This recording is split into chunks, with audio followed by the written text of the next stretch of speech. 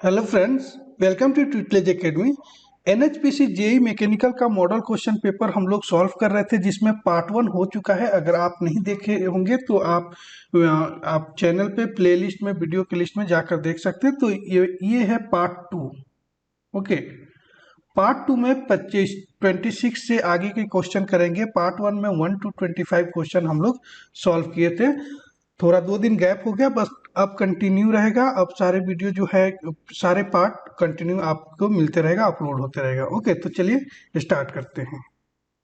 तो देखेंगे question number 26।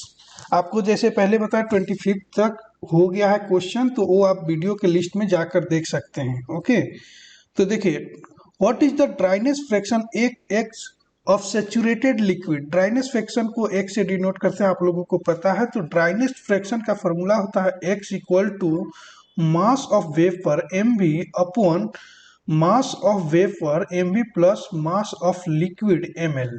ठीक है, अब किसका पूछ रहा ड्राइनेस फ्रैक्शन? सेचुरेटेड लिक्विड का। सेचुरेटेड लिक्विड है, इसका मतलब क्या है? No mass of vapour, no mass of vapour. It means mass of vapour equal to हो जाएगा जीरो। जब मास ऑफ वेपर जब जीरो हो जाएगा तो x इक्वल टू क्या हो जाएगा? जीरो हो जाएगा। यानी ड्राइनेस फ्रैक्शन सेचुरेटेड लिक्विड का क्या हो जाएगा? जीरो हो जाएगा। तो राइट आंसर हो जाएगा ए, जीरो। ओके, नेक्स्ट क्वेश्चन देखते हैं। Eight critical temperature, the critical temperature पे क्या होता है? लिक्विड एंड वेपर फेज जो होता है वो को एग्जिट होता है क्रिटिकल टेम्परेचर पे। राइट आंसर हो जाएगा B, liquid and vapour phase can coexist. आपने जैसे ऐसे डायग्राम देखा होगा, इसको भूल जाइए। इस डायग्राम को इस तरीके से एक डायग्राम बना लेते हैं। इस टाइप से डायग्राम होता है, ये होता है क्रिटिकल टेम्परेचर। ठीक है, यहाँ मान लीजिए ये एक लिक्विड वाली ये कर्व है, और राइट साइड वाला क्या है? वेपर वाला कर्व है। जहाँ कोई हीट होता है, यानी दोनों का मिलान होता है जहाँ पे, वो होता है क्रिटिकल टेम्परेचर। ओके, इसको क्रिटिकल पॉइंट भी बोलते हैं। ओके, अब देखेंगे एक इंपॉर्टेंट न्यूमेरिकल है जो हर बार एग्जाम में पूछा जाता है। The maximum efficiency that heat engine operating between 327 degree Celsius and 27 degree Celsius can be. Okay, एक हीट इंजन है, तो ये टेम्परेचर पे जो ऑपरेट कर रहा है, ये हम लोग पहले सबसे पहले डायग्राम बनाते हैं। आपको एग्जाम में डायग्राम बनाने की जरूरत नहीं है, आपको सिर्फ समझाने के लिए बना रहा हूँ।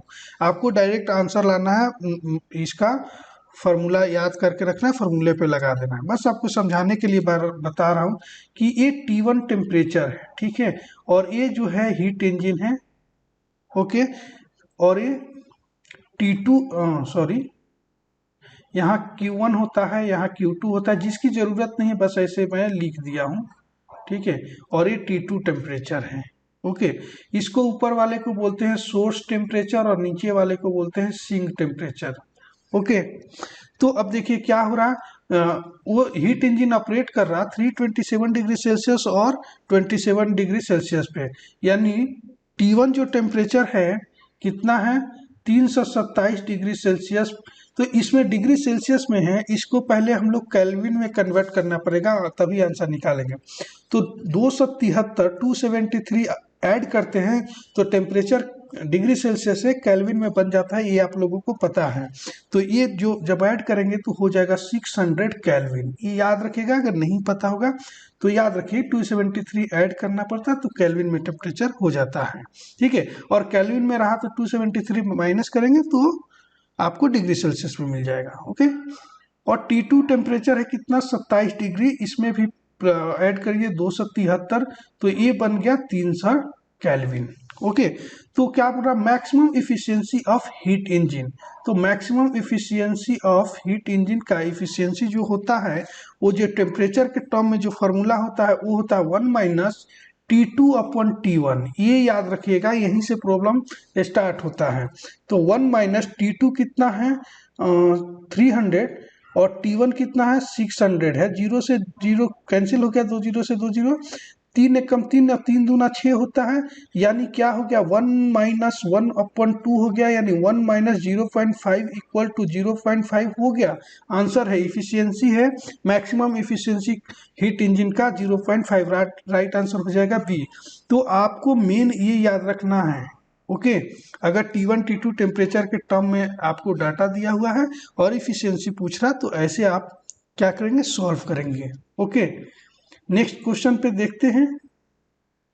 देखिए क्या है next question, in isothermal process heat transfer is, ठीक है, आइसोथर्मल प्रोसेस में हीट ट्रांसफर क्या होता है। तो देखिए आइसोथर्मल प्रोसेस में टेम्परेचर जो होता है, आइसोथर्मल प्रोसेस में टेम्परेचर जो होता है कांस्टेंट है, ये भी क्वेश्चन पूछा जाता है, याद रखिएगा, ठीक है। तो देखिए इंटरनल एनर्जी होता है ड्यू, ये फंक्शन ऑफ टेम्परेचर होता है, तो इंटरनल एनर्जी ड्यू जो होगा वो भी जीरो होगा, यानी कांस्टेंट है, यानी जीरो है, ठीक है। अब बोल रहा in isothermal process the heat transfer is, heat transfer कैसे होगा। तो देखिए अगर फर्स्ट लॉ ऑफ थर्मोडायनेमिक्स का बात करेंगे, फर्स्ट लॉ ऑफ थर्मोडायनेमिक्स, तो ये क्या बोलता है बताइए, heat transfer delta Q equal to internal energy due plus delta W work transfer, ठीक है। तो इसमें क्या है, इंटरनल एनर्जी जीरो होगा, तो ये हो गया जीरो, यानी हीट ट्रांसफर इक्वल टू कितना होगा, वर्क ट्रांसफर, किसमें, आइसोथर्मल प्रोसेस में, क्योंकि टेम्परेचर होता है कांस्टेंट। तो राइट आंसर क्या हो जाएगा, ये होगा equal to work transfer. In isothermal process the heat transfer is equal to work transfer, right. अब आगे बढ़ते हैं। देखिए क्वेश्चन नंबर 30, ठीक है। आप लोग जो भी नया दिखे आप लोग लिखते जाएंगे तो ज्यादा अच्छा रहेगा, ओके। देखिए centrifugal pump is an example of, centrifugal pump किसका एग्जांपल है बताइए। ये है ओपन सिस्टम का, ओके। आपको बताया था open system, close system, isolated system, और सेंट्रीफ्यूगल पंप होता है ये स्टडी फ्लो सिस्टम भी कहलाता है, ठीक है। लिख सकते हैं steady flow system, system, right. अब आगे बढ़ते हैं और देखिए इंपॉर्टेंट क्वेश्चन है एक और, सभी इंपॉर्टेंट है इसमें। The Lami's theorem is applicable for, Lami's theorem जो होता है वो एप्लीकेबल होता है कोप्लेनर कॉन्करेंट फोर्सेस दोनों पे, राइट आंसर सी हो जाएगा, कोप्लेनर एंड कॉन्करेंट फोर्सेस, ठीक है। एक लैमिस थ्योरम का सबसे इंपॉर्टेंट जो फार्मूला बनता है, एग्जाम में बार बार पूछा जाता है, वो आपको बता देता हूं, ठीक है। देखिए लैमिस थ्योरम का ये इस तरह से आप डायग्राम देखे होंगे, इस तरीके से, ठीक है। यहाँ पे P Q R, alpha beta and gamma, ठीक है।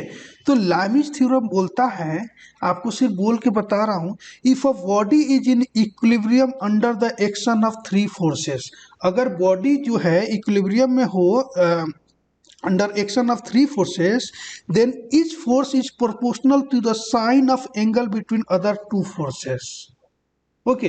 देखिए अगर कोई बॉडी इक्विलिब्रियम में हो, ठीक है, और यहाँ पे तीन फोर्सेस है, तो आपको दिख रहा पी क्यू आर, तो क्या होगा, हर एक फोर्स जो होगा वो प्रोपोर्शनल होगा किसके, sine of angle between other two forces.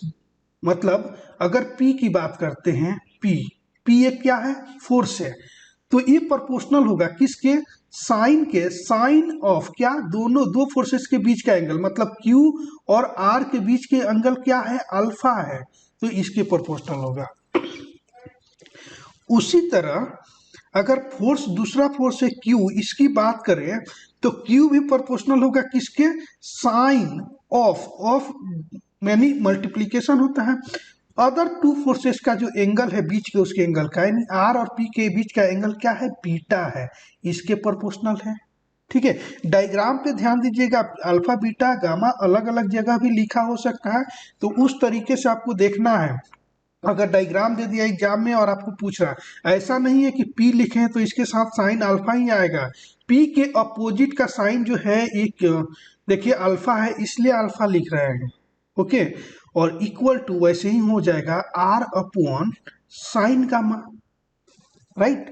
तो ये फार्मूला है, आप लोग अच्छे से इसको ध्यान रखिएगा और डायग्राम पे बराबर ध्यान दीजिएगा कि डायग्राम कैसा है, उसके हिसाब से ही फार्मूला बनेगा, ओके। हो सकता है कि आपके एग्जाम में डायग्राम दिया हो और इस तरह से ऑप्शन दिया हो तो उसमें चूज करने के लिए बोल देगा। तो ऐसा कभी जरूरी नहीं कि पी के नीचे अल्फा आएगा, क्यू के नीचे बीटा, आर के साथ गामा, नहीं। क्यू के साथ गामा भी आ सकता है, आर के साथ बीटा भी आ सकता है, वो एंगल यहाँ देखना होगा, ठीक है, ओके। नेक्स्ट क्वेश्चन देखेंगे, the force applied on a body of mass 150 kg to produce an acceleration of 4 metre per second 4 metre per second square, okay. Force applied कितना होगा, मास दिया हुआ है, देखिए मास दिया हुआ है 150 kg और एक्सिलरेशन दिया है 4 metre per second square, okay. क्या पूछ रहा है, फोर्स पूछ रहा है, कितना फोर्स अप्लाई होगा। फोर्स F इक्वल टू होता है mass into acceleration, MA, mass into acceleration. देखिए अब कितना सिंपल हो गया, बट वही बोल रहे हैं फॉर्मूला आपको पता हो, बेसिक कंसेप्ट आपको पता हो तो न्यूमेरिकल सॉल्व करने में टाइम नहीं लगता, न्यूमेरिकल बहुत इजी होता है, सिंपल होता है न्यूमेरिकल, ओके। आप सॉल्व कर सकते हैं, बस प्रिपरेशन लगता है। तो मास कितना है 150 है और एक्सीलरेशन कितना है 4 है, तो कितना हो गया 15 4 जा 6 60, तो 600 न्यूटन हो गया ये, ओके। 600 न्यूटन राइट आंसर हो जाएगा ए, 600 न्यूटन, ओके। नेक्स्ट क्वेश्चन देखेंगे, a body weight of 200 newton is resting on a rough horizontal plane and can be just moved by a force of 80 newton applied horizontally. What will be the coefficient of friction? अब देखिए क्या बोल रहा है, एक body है जिसका wait जो है 200 न्यूटन है और ये रेस्ट है किस पे, resting on a rough horizontal plane. तो ये रफ जो है ये रफ हॉरिजॉन्टल प्लेन है, ओके। डायग्राम देखिए ध्यान से, और ये एक बॉडी है, ठीक है। ये फ्रिक्शन का प्रॉब्लम है जिसका वेट जो है 200 है, ठीक है। तो 200 वेट जो है W, ये नीचे लगा दिए हमने, कितना वेट है 200, ओके। जितना वेट नीचे रहता है उतना ऊपर रिएक्शन जाता है, उतना ही R, तो ये हो जाता है W इक्वल टू R, ठीक है, इक्वल टू 200 न्यूटन, याद रखिएगा। अब जो फोर्स P होगा वो P को फोर्स हम लिख रहे हैं, फोर्स इधर लग रहा है, तो फ्रिक्शन इसके अपोजिट में लगता है, आपको पता है जिधर फोर्स लगेगा उसके अपोजिट में फ्रिक्शन लगता है, ये भी क्वेश्चन एग्जाम में पूछा जाता है, याद रखिएगा। तो फ्रिक्शन इधर लगेगा अपोजिट में, तो फ्रिक्शन के लिए F लिख रहा हूँ, इसलिए फोर्स का P लिख रहे हैं यहाँ पे। और यहाँ पे ये बॉडी और ये हॉरिजॉन्टल प्लेन है, इसके बीच में कुछ ना कुछ गैप या नहीं होगा मान लीजिए, लेकिन यहाँ जो होता है वही होता है friction, coefficient of friction mu यहाँ, ठीक है। तो वही पूछ रहा कि what will be the coefficient of friction, यहाँ पे जो फ्रिक्शन होगा वो कितने का होगा कोएफिशिएंट ऑफ फ्रिक्शन, ठीक है। तो देखिए आपको तो पता चल गया फोर्स कितना है 80 न्यूटन, ठीक है। चलिए तो हम लोग फार्मूला लिखेंगे फोर्स, ठीक है, force equal to 80 newton, F से लिख रहा हूं मैं, ठीक है। और W जितना वेट होगा उतना ही रिएक्शन होगा, इक्वल टू 200 न्यूटन। तो F इक्वल टू फार्मूला होता है म्यू R, ओके ओके। तो हमें क्या चाहिए, कोएफिशिएंट ऑफ फ्रिक्शन, यानी कोएफिशिएंट ऑफ फ्रिक्शन ही म्यू होता है, तो mu equal to F upon R हो जाएगा। तो फोर्स जो है F कितना है 80 न्यूटन अपन R जो है, R जितना W है उतना ही R है, यानी 200। कितना सिंपल है, सिर्फ आपको फार्मूला पता है सॉल्व हो जाएगा। एक जीरो से एक जीरो कैंसिल कर दीजिए, 8 को 20 से जब डिवाइड करेंगे तो आपको पता है आ जाएगा 0.4, तो राइट आंसर ए हो जाएगा 0.4 coefficient of friction, okay. Next question देखते हैं, A body moving with a velocity of 1 meter per second has kinetic energy of 1.5 joule, then mass of the body is। अब देखिए क्या है इसमें, velocity v equal to 1 metre per second दिया हुआ है, काइनेटिक एनर्जी दिया हुआ है 1.5 जूल, ठीक है। क्या पूछा, then mass of the body is, mass पूछ रहा है कितना होगा। तो आपको ये डाटा देखते हुए, जैसे डाटा देखते हैं आपको समझ में आ जाता है कि काइनेटिक एनर्जी का फॉर्मूला लगाना है। काइनेटिक एनर्जी इक्वल टू होता है हाफ mv²। ओके, तो काइनेटिक एनर्जी 1.5 दिया हुआ है, दिया है, लिख दिए यहाँ पे 1/2। मास तो पूछ ही रहा है और वेलोसिटी है 1 मीटर पर सेकेंड है, ठीक है, तो 1 का स्क्वायर, ठीक।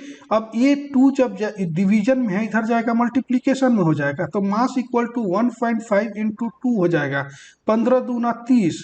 तो यहाँ पे एक पॉइंट है एक डिजिट के बाद, तो यहाँ पे पॉइंट लगा दीजिए, तो मास जो हो जाएगा 3 kg हो जाएगा, ठीक है। राइट आंसर क्या हो गया, सी हो गया 3 kg। कितना सिंपल है, ठीक है। आप लोग ये 8 क्लास 9 10 क्लास से पढ़ते आ रहे हैं, फिजिक्स का क्वेश्चन है, ठीक। चलिए आगे बढ़ते हैं,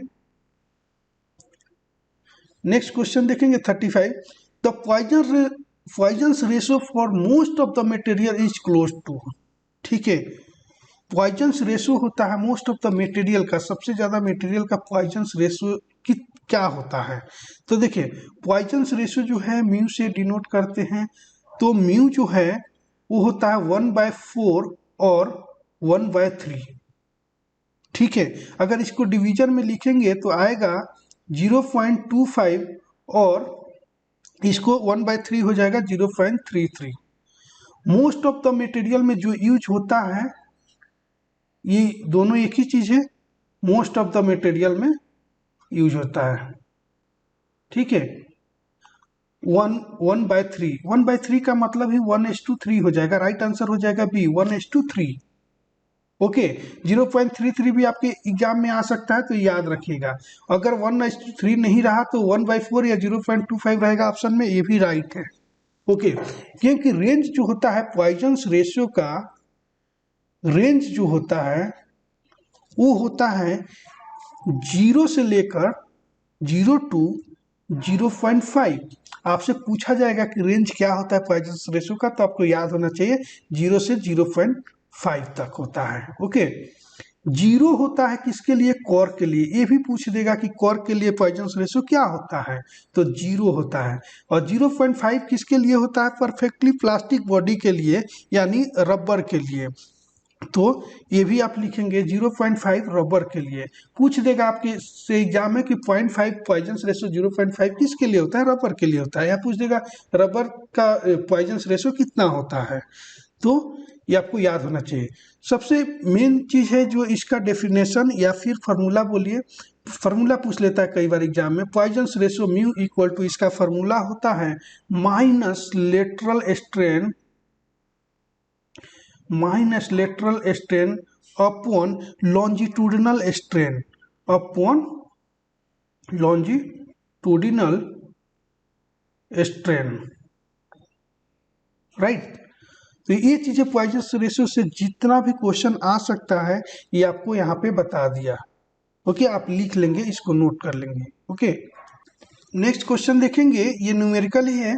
A body is subjected to a direct tensile stress of 300 MPa in one plane accompanied by a simple shear stress of 200 MPa. The maximum normal stress on the plane will be, ठीक है। तो देखिए maximum stress पूछ रहा है इस question में, ठीक है। अगर इसकी डायग्राम की बात करें तो इस तरह से डायग्राम है, इसकी खैर कोई ज़रूरत नहीं है। टेंसाइल स्ट्रेस दिया है 300 MPa, इधर 3 तो इधर भी 300 MPa हो जाएगा।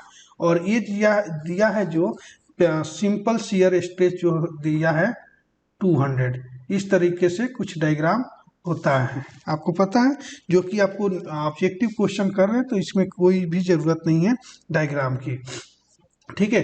तो टेंसाइल स्ट्रेस तो दिया है सिग्मा एक्स, इसको बोलते हैं, वो दिया है 300 MPa। और शियर, सिंपल शियर स्ट्रेस जो है वो उसको टाउ बोलते हैं, टाउ XY। ये जो दिया है ये 200 MPa दिया हुआ है, ठीक है। मैक्सिमम नॉर्मल स्ट्रेस पूछ रहा है, ठीक है। क्या पूछ रहा है? मैक्सिमम नॉर्मल स्ट्रेस को। बहुत क्वेश्चन सिंपल होता है लेकिन थोड़ा सा लेंथी है, बट 1 मिनट के अंदर टाइम हो जाता है सॉल्व। आप प्रैक्टिस करेंगे 3-4 बार खुद से कर लेंगे तो हो जाएगा, ठीक है।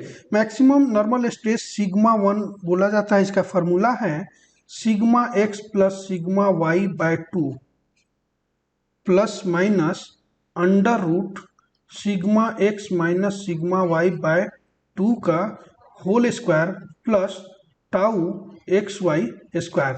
फार्मूला देखने में हार्ड लग रहा है, जो पहली बार अगर देख रहे होंगे ना स्टूडेंट, सोच रहे होंगे कि ये क्वेश्चन छोड़ देंगे। नहीं, ये बहुत हार्ड है। हार्ड नहीं है, 4-5 बार आप लिखेंगे, सॉल्व करेंगे, आपको याद हो जाएगा। इतना हार्ड नहीं है, कुछ याद करने वाली जरूरत ही नहीं है।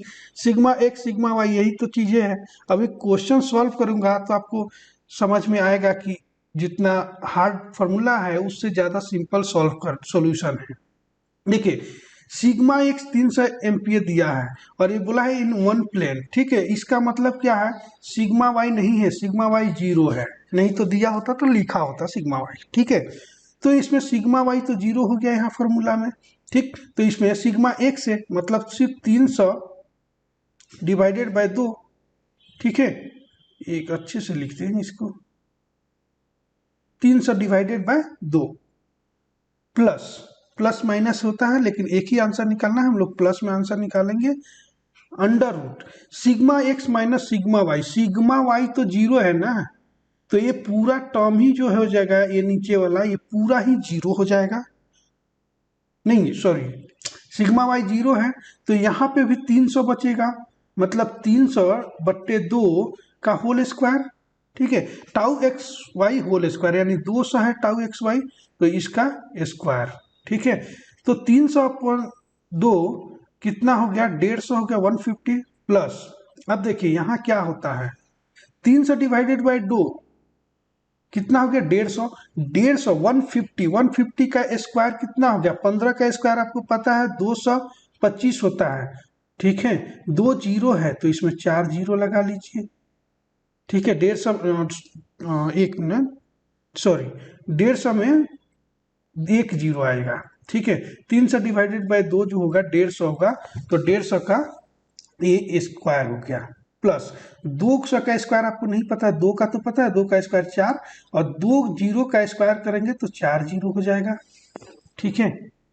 अब देखिए, अब क्या हो गया? 150 प्लस ये दोनों को कैलकुलेट करेंगे, 225 3 डिजिट ले रहे हैं, और 400 कितना हो जाएगा? 625 हो जाएगा। इसका 2 जीरो, इसका 2 जीरो, तो 2 जीरो हम लोग लिख लेंगे, ठीक है। ऐड करेंगे तो यही आएगा। अब 150 प्लस 625 का तो आपको पता है रूट क्या होता है? 25 होता है। 2 जीरो है तो रूट निकालेंगे तो 1 जीरो हो जाएगा, यानी 150 प्लस 250 जो होगा कितना हो जाएगा? 400। ये MPa में आंसर आएगा, राइट आंसर हो जाएगा डी, 400 MPa। ओके, सिंपल है। एग्जाम में आएगा डायरेक्ट, आप यहाँ से स्टार्ट करेंगे सॉल्व करना और ये खत्म हो जाएगा। ये सब तो आपको पता ही रहेगा, याद ही रहता है। ओके, आगे बढ़ते हैं। देखिए, true stress represent the ratio of, क्या होगा? True stress represent the ratio of, इसका राइट आंसर होगा D, instantaneous load and instantaneous area. Okay, अब देखेंगे क्वेश्चन नंबर 38। सबसे पहले इसमें एक डायग्राम बना देते हैं क्योंकि डायग्राम ऑलरेडी इस क्वेश्चन के साथ है, ठीक है। तो समझाने से पहले डायग्राम बना लेना जरूरी है।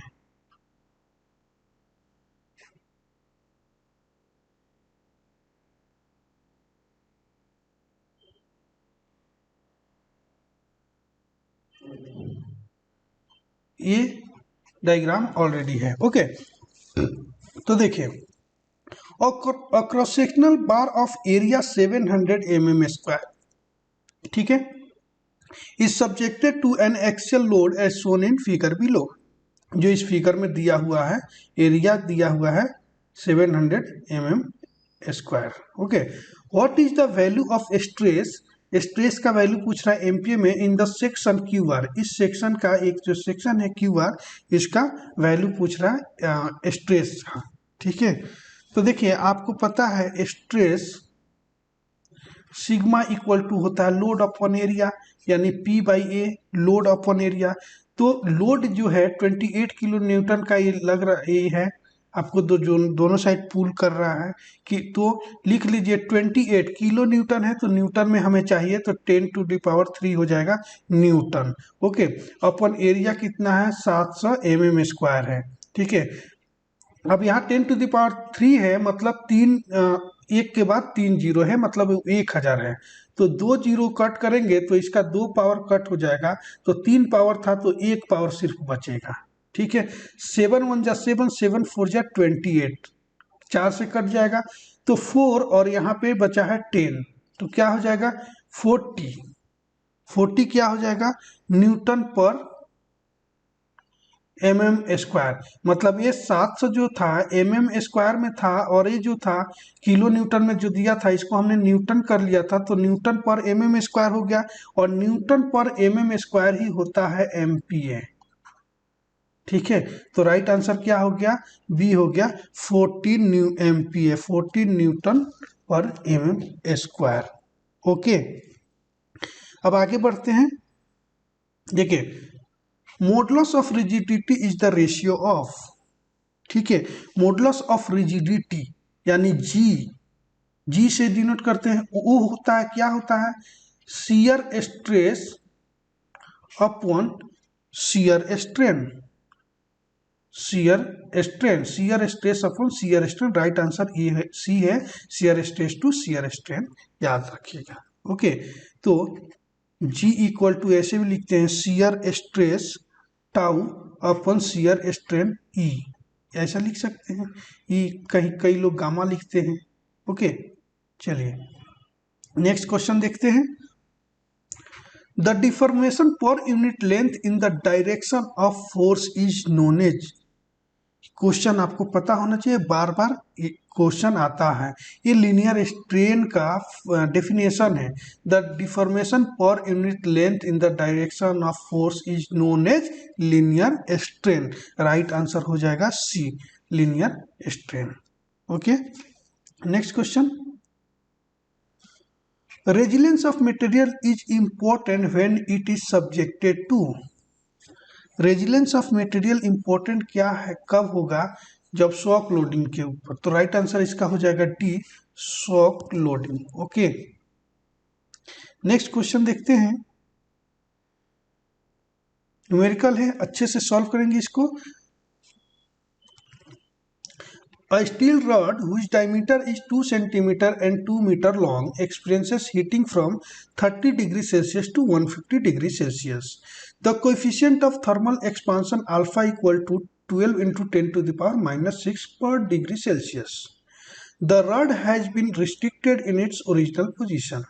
The thermal stress developed 288 MPa. What is the value of Young's modulus? ठीक है, ई की वैल्यू पूछ रहा है योंग्स मॉडुलस, थर्मल स्ट्रेस दिया है, सिग्मा की वैल्यू दिया है, ये जो है थर्मल एक्सपांशन है दिया हुआ है, ये टेम्परेचर डिफरेंस है आपको पता है। ठीक है, तो थर्मल स्ट्रेस का फॉर्मूला होता है, लिखिएगा, बहुत सिंपल है, बस आपको फॉर्मूला याद होना चाहिए, तुरंत सॉल्व हो जाएगा 30 सेकेंड में। थर्मल स्ट्रेस डेवलप 30 सेकेंड में सॉल्व हो जाएगा आपसे, मैं यहाँ पे समझा रहा हूँ तो 2-3 मिनट लग सकता है। ठीक है, thermal stress develop sigma equal to होता है alpha delta T E. Alpha जो है thermal expansion, coefficient of thermal expansion 12 into 10⁻6 दिया हुआ है, कभी कभी नहीं दिया होता है तो भी आप अज्यूम कर लीजिएगा कि thermal expansion, coefficient of thermal expansion इतना ही होता है 12 इंटू 10⁻⁻6।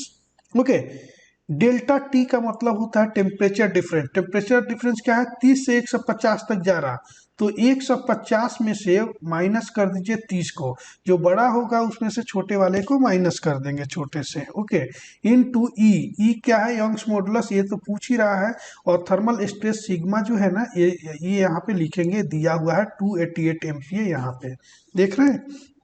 तो ई पूछ रहा है Young's modulus, E equal to हो जाएगा 288, जैसा है वैसा लिखेंगे, अपॉन डिवीजन में ये सारा चीज है चला जाएगा, तो होगा 12 इंटू 10⁻⁻6 इंटू 150 माइनस 30 जो है 120 हो जाएगा।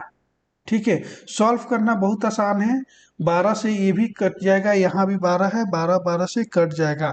ठीक है, आपको जो रिजल्ट मिलेगा वो मिलेगा 2 इंटू 10⁵। 2 इंटू 10⁵ क्यों मिलता है, 10⁻⁻6 है, ऊपर जाता है तो +6 हो जाएगा। ठीक है, और ये एक जीरो है, एक जीरो से इसको दे देंगे तो ये -6 जो है वो 5 हो जाता है। आप सॉल्व करेंगे, आंसर आपको प्रॉपर मिल जाएगा। तो इसको आप लिख सकते हैं 200 इंटू 10⁻3। ठीक है, क्यों, क्योंकि ये MPa में आंसर आया है। अब यहाँ ये नहीं पता है कि MPa में पूछ रहा है GPa में, बस ऐसा दे दिया हुआ है। ओके, तो ये वैल्यू जब दिया है, ये वैल्यू, इतना आंसर तो आ नहीं रहा है। ठीक है, मतलब ये MPa है, ये MPa ही है। ठीक है, इतना वैल्यू तो आ नहीं रहा है, तो इसका मतलब कि ये जो आंसर दिया है ये GPa में होगा। तो 200 इंटू 10⁻3 MPa है, अगर इसको सिर्फ 200 लिखेंगे तो ये GPa हो जाएगा, गीगा पास्कल हो जाएगा। राइट आंसर हो जाएगा D, 200। ओके ओके, अब करते हैं नेक्स्ट क्वेश्चन।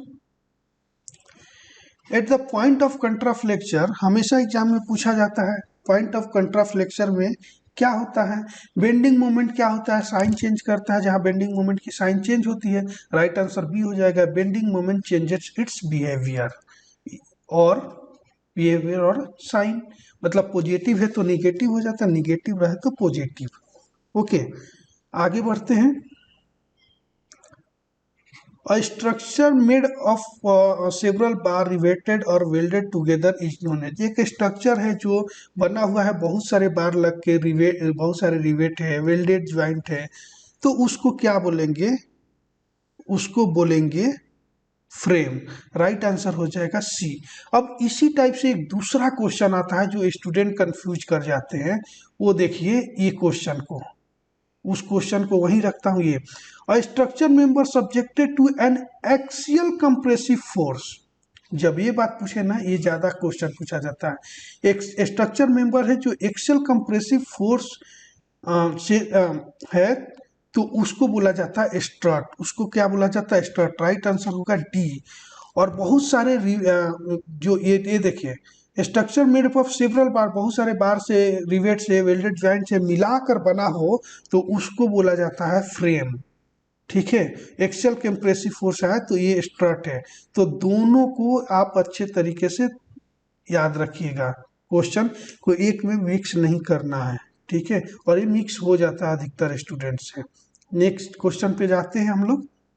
ओके, इसलिए वो दोनों क्वेश्चन को मैं एक साथ रखा था ताकि आपको समझ में आए। What is the mobility of given mechanism as shown in figure. अच्छा देखिए, पहले फिगर बना देते हैं, फिगर आपके क्वेश्चन के साथ ही है।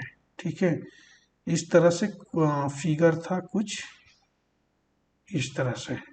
ठीक, तो इसका मोबिलिटी पूछ रहा है। What is the mobility of freedom. Mobility होता है degree of freedom, DOF, degree of freedom. ठीक है, वो होता है मोबिलिटी। तो डिग्री ऑफ फ्रीडम, इसका फॉर्मूला होता है 3 इंटू L-1 -2J -H। ये कुर्ट्सबर्ग क्राइटेरिया के हिसाब से ये फॉर्मूला है, कुर्ट्सबर्ग क्राइटेरिया। ठीक है, साइंटिस्ट का नाम है। ठीक है, तो इसमें J जो होता है बाइनरी ज्वाइंट होता है, लोअर पेयर होता है, और H जो होता है हायर पेयर होता है, और L हमें खोजना है लिंक, और J। ठीक है, इसमें हायर पेयर 0 हो जाएगा, हायर पेयर नहीं है। लिंक देखिए कितना है, ये एक लिंक है 1, ये लिंक है 2, एक लिंक है 3, और ये एक लिंक है 4। और बाइनरी ज्वाइंट ये जो है जहां से दो ज्वाइंट हो रहा है, जहां पे पिन लगा हुआ है, तो ये लिंक और ये लिंक, दो लिंक मिला के जहां पे ज्वाइंट है, पिन है, उसको बोला जाता है ज्वाइंट। तो ये हो जाएगा एक यहाँ पे, एक यहाँ पे, दो यहाँ पे, तीन और यहाँ पे चार। तो लिंक जो है चार हो गया, जे हो binary joint and lower pair जो है वो भी चार है।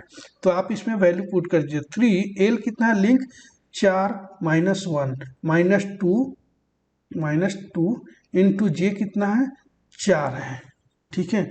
माइनस एच जो है हायर पेयर 0 है, तो 3 इंटू 4 -1 3 और -4 इंटू 2 इंटू 4 8 हो जाएगा, मतलब 3 3 जा 9 -8, तो कितना हो जाएगा 1, यानी डिग्री ऑफ फ्रीडम 1 आएगा, राइट आंसर बी हो जाएगा 1। ओके, आगे बढ़ते हैं। देखिए, a mechanism has 8 links with all binary pair except one which is ternary pair. The number of instantaneous center of this mechanism are. सब चीज भूल जाइए, इस क्वेश्चन को क्या लिखा है नहीं लिखा है। ये दिया है मैं एक मैकेनिज्म है जिसका 8 लिंक है, 8 लिंक यानी number of link n equal to 8 लिख दीजिए। एल भी लिखेंगे l इक्वल टू 8 तो भी कोई दिक्कत नहीं है, फार्मूला चेंज कर देंगे, और क्या, फार्मूला में n की जगह l लिख देंगे, कोई दिक्कत नहीं। पूछ क्या रहा, the number of instantaneous centre, number of instantaneous centre, number of instantaneous centre को IC लिख रहा हूं, तो इसका फॉर्मूला होता है n into n minus 1 upon 2, n into n minus 1 upon 2। कई बार एग्जाम में आपको direct number of instantaneous centre का फॉर्मूला ही पूछ लिया जाता है, तो ये आप याद रखेंगे। नंबर ऑफ लिंक n जो है 8 है, और दूसरा 8 -1 लिख दीजिए, यहाँ पे 2 लिख दीजिए, क्या हो जाएगा 8 इंटू 8 -1 7 हो जाएगा, अपॉन 2 हो जाएगा, 2 1 जा 2, 2 4 जा 8, 4 से इंटू 7 28, राइट आंसर भी हो गया 28, ठीक है। एग्जाम में क्वेश्चन आए तो ये सॉल्व भी नहीं करना पड़ता, आपको पता है instant number of instantaneous centre ये होता है। तो जितना लिंक दिया है, ठीक है, कितना है 8 है, उसके बाद मल्टीप्लाई कर दीजिए 1 कम करके, 8 से 1 कम कितना होता है 7 होता है, तो 8 सत्ते कितना हो गया 56 हो गया, उसको 2 से डिवाइड कर दीजिए 28 हो जाएगा। जितना लिंक दिया है वो लिखिए और उससे कम लेकर मल्टीप्लाई कर दीजिए और 2 से डिवाइड कर दीजिए, सिंपल आंसर आ जाएगा, मन में ही आंसर आ जाएगा, 10 सेकंड में आप आंसर कर देंगे और आगे क्वेश्चन पे बढ़ जाएंगे। 47 क्वेश्चन कर रहे हैं, उसके बाद 48 करने लग जाएंगे, ठीक है। बाकी स्टूडेंट उसी क्वेश्चन को देखते रहेंगे। ओके, तो आगे हम लोग 48 क्वेश्चन पे, ये भी इंपॉर्टेंट है, बहुत छोटा क्वेश्चन है लेकिन बहुत इंपॉर्टेंट भी है। The cam size is depend upon, cam size जो होता है वो डिपेंड किस पे होता है, वो डिपेंड होता है बेस सर्कल पे। ओके, तो राइट आंसर क्या हो जाएगा, ए हो जाएगा बेस सर्कल। ओके, अब आते हैं क्वेश्चन नंबर 49 पे। Automatic transmission is in automobile is based on, automobile में यानी जो व्हीकल है, ऑटोमोबाइल व्हीकल है, अपनी जो कार वार है, तो उसमें ऑटोमेटिक ट्रांसमिशन लगा रहता है जिसको बोलते हैं ऑटोमेटिक गियर, ठीक है, ऑटो गियर। तो वो किस पे बेस्ड होता है, ओके, वो बेस्ड होता है ईपी साइक्लिक गियर ट्रेन पे, राइट आंसर हो जाएगा A, epicyclic gear train. Okay, देखिए नेक्स्ट क्वेश्चन है, the product of diametral pitch and module is equal to. ये जब क्वेश्चन आता है ना तो स्टूडेंट को लगता है बहुत सारा कि या तो उसका 1 आंसर होगा या फिर पाई होगा, दोनों में समझ में नहीं आ पाते हैं कि 1 होगा या पाई होगा। किसी बुक में देख रहे होंगे 1, किसी बुक में पाई, लेकिन ये नहीं पढ़ रहे होंगे कि पूछ क्या रहा है। अब प्रोडक्ट पूछ रहा है डायमीट्रल पिच और मॉड्यूल का, कई बार पूछता है डायमीट्रल पिच और सर्कुलर पिच का, ठीक है। तो देखिए मॉड्यूल जो होता है m, वो होता है क्या, d अपॉन टी, ठीक है, डायमीटर अपॉन टीथ। ओके, और डायमीट्रल पिच जो है, डायमीट्रल पिच ये होता है 1 अपॉन मॉड्यूल, क्या 1 अपॉन मॉड्यूल, ठीक है।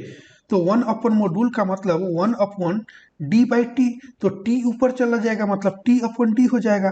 तो जब प्रोडक्ट निकालेंगे, प्रोडक्ट ही तो पूछ रहा, product of diametral pitch and module का, तो क्या हो जाएगा, module M D upon T into diametral pitch, ठीक है, टी अपॉन डी।